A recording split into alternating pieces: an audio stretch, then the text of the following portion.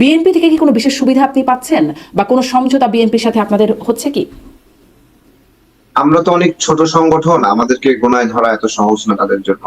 বা নির্বাচনের বিষয়েও আমাদেরকে ভরসা করে কোনো একটা আসনে, কোনো একটা অঞ্চলে ছাড় দেওয়া, সেখান থেকে আবার আমাদের বিজয়ী হয়ে বের হয়ে আসা, এগুলো এতটা সহজ না। বিএনপির বিষয়ে এই যে প্রার্থিতা নির্ধারণ নিয়ে ধরেন তার যে জোট বা আন্দোলন সঙ্গী যারা আছেন যাদেরকে নিয়ে সরকার গঠন করবার কথা আগেই একটা ঘোষণা ছিল, সেখানে এখন দেখছি যে লেবার পার্টির সভাপতি মোস্তাফিজুর রহমান ইরান তিনি বলছেন যে ২০ বছর একসাথে চলেছে আর ২০ দিনও একসাথে চলতে চাই না, প্রার্থিতা নিয়ে মানে একটা মনোমালিন্য। বিপ্লবী ওয়ার্কার্স পার্টির সাধারণ সম্পাদক তিনিও বলছেন দুর্দিনে থাকা দলগুলোর সাথে আলোচনা না করে প্রার্থী নির্বাচন করেছে বিএনপি, মানে তিনি বলছেন এটি বিএনপি ভুল করেছে।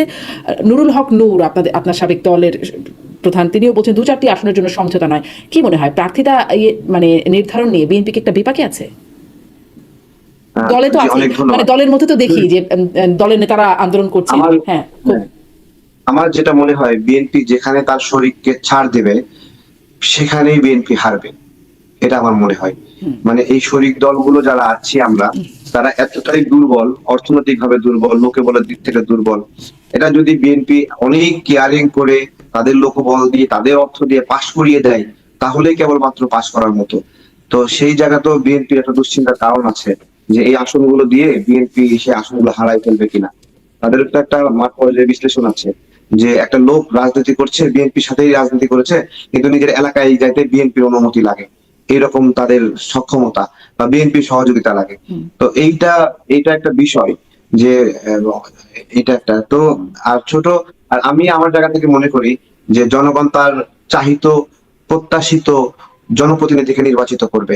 সেইখানে যদি এরকম হয় যে যে লোকটাকে ওই এলাকার মানুষ এমপি হিসেবে চাচ্ছে মনে মনে, একটা শরিক দলের জোটের কারণে একটা দুর্বলতম লোক যাকে ওই এলাকার মানুষ চায় না, তাকে মানে হলো কৃত্রিম ভাবে, এটা যদি আমরা বলি একটা ফুলকে বেঁচে রাখার জন্য আপনার ঘরে রাখার জন্য স্প্রে করতে হয়, একটু সার দিতে হয়, এরকম বিভিন্ন নার্সিং করে যদি কাউকে এমপি বানাতে হয়, তাহলে সে তো সত্যিকার জনগণের প্রতিনিধি হলো না, তাই না?